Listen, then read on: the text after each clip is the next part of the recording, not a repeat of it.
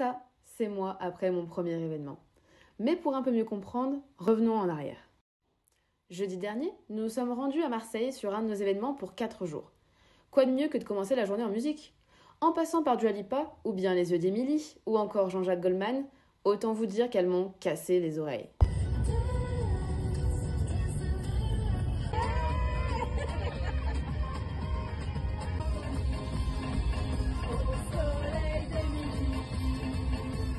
À l'arrivée, nous avons eu le plaisir de découvrir le magnifique Palais du Pharaon, ainsi que la vue qui donne sur le vieux port de Marseille.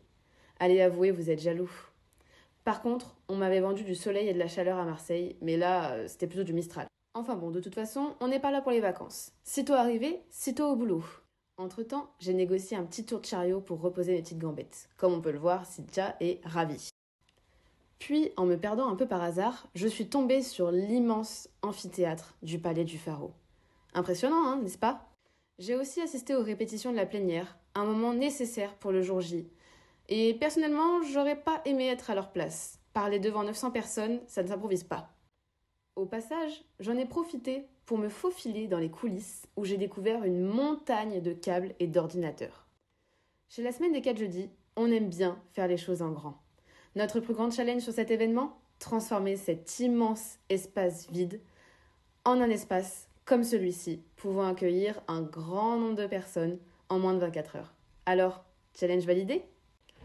Tout au long de ce séjour, j'ai appris qu'il y avait un bureau de production avec un tas de bouffe incalculable. Vous vous en doutez bien, j'en ai un petit peu profité. Ou peut-être un peu beaucoup finalement. Pour résumer, j'ai appris à quoi ressemblait un vestiaire pour 900 personnes. On a tenté de fuir avec la voiture de la patronne qu'on a galéré à démarrer, donc on s'est dit qu'on n'irait pas bien loin. Puis le photobouffe nous a eu. Et enfin, j'ai fait des tours d'ascenseur où j'ai failli rester coincée d'ailleurs.